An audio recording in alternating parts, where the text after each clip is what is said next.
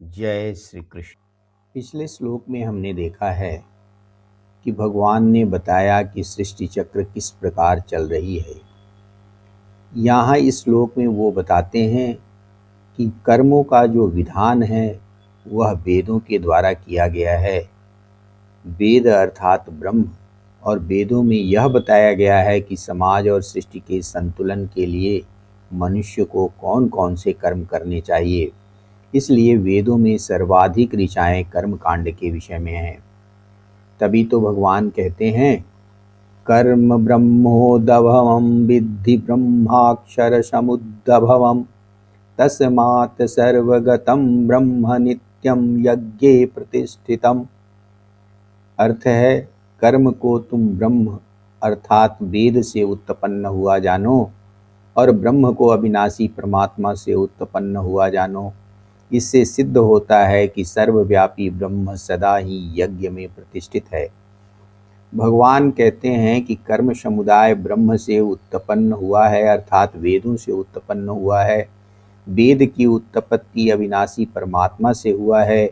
इसको अन्य तरीके से भी कहा जाता है कि परमात्मा के 3 स्वरूप हैं, परमात्मा, ब्रह्म और भगवान।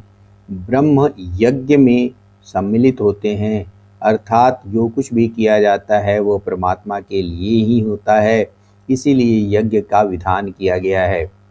शास्त्र और श्रीमद् भागवत पुराण के अनुसार एक ही परम सत्य परम तत्व को अनुभव के आधार पर 3 स्तरों पर समझा जाता है, ब्रह्म, परमात्मा और भगवान।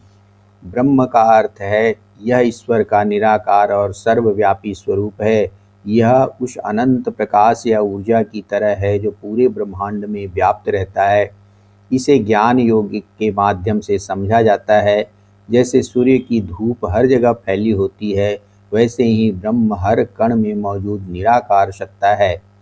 परमात्मा यही वह सत्ता है जो सभी जीवों के हृदय में साक्षी के रूप में स्थित होता है और यही परम चेतना है, तो उसे परमात्मा कहते हैं।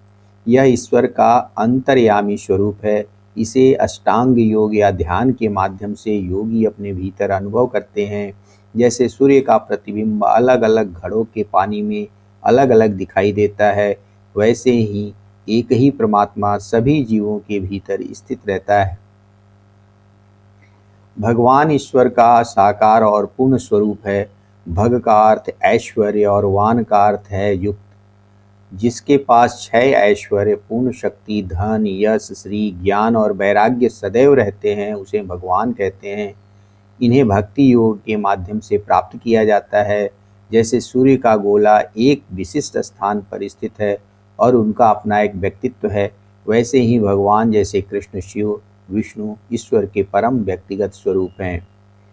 श्रीमद् भगवद गीता के श्लोकों की व्याख्या यदि आपको पसंद आती है तो आनंद गीता को लाइक एवं सब्सक्राइब करना न भूलें। उस अग्निहोत्र कर्म को वेदों ने बताया है कि ऐसा करने से देवता प्रसन्न होंगे, प्रकृति स्वस्थ रहेगी, फलस्वरूप मनुष्य सुखी और संपन्न हो सकेंगे। चूंकि वेदों को भगवान से उत्पन्न हुआ माना जाता है और इन्हें अपौरुषेय भी कहा जाता है, जिसका अर्थ है कि वेद भगवान के ही अंग हैं। इसी बात को भगवान कृष्ण भी कह रहे हैं कि इस प्रकार वेदों में वर्णित जो कर्म कांड हैं वे अप्रत्यक्षतः भगवान के ही स्वरूप हैं, अर्थात यज्ञ के भीतर वह सर्वव्यापी परमात्मा ही बैठा हुआ होता है। इसलिए यज्ञ और वेदों की महिमा बताई गई है। अब यदि दूसरे अर्थ को लें तो भी यही सिद्ध होता है कि ईश्वर ही सर्वव्यापी होने के कारण यज्ञ के द्वारा देवताओं और प्रकृति के रूप में स्थित होता है और उसकी आराधना और पूजा की जाती है। वैसे भी यदि हम किसी विपदा में पड़े हुए मनुष्य या जीव को सहायता करते हैं तो उस व्यक्ति या जीव के हृदय में एक कृतज्ञता का भाव उत्पन्न होता है, जो यह बताता है कि सर्वव्यापी ईश्वर इस कार्य से प्रसन्न हुआ। परंतु एक बात जो सबसे महत्वपूर्ण है वह यह है कि वेदों के द्वारा जिन कर्म कांडों की जिन कर्मों का विधान किया गया है वो विधान सारे सृष्टि चक्र के संचालन के लिए अत्यंत उपयोगी हैं, इसीलिए वेदों में उनका विधान किया गया है। मनुष्य यदि वेदों द्वारा वर्णित कर्मों को भली भांति निभाता है तो वह एक तरह से यज्ञ ही संपन्न करता है। यज्ञ की महत्ता भी यही है और इस यज्ञ रूपी कर्म के द्वारा ही मनुष्य ईश्वर को भी प्रसन्न कर सकता है, सृष्टि के संचालन में सहयोग कर सकता है। इससे वह न स्वयं सुखी होगा बल्कि संपूर्ण सृष्टि में कल्याण का भाव पैदा कर सकता है। जय श्री कृष्ण।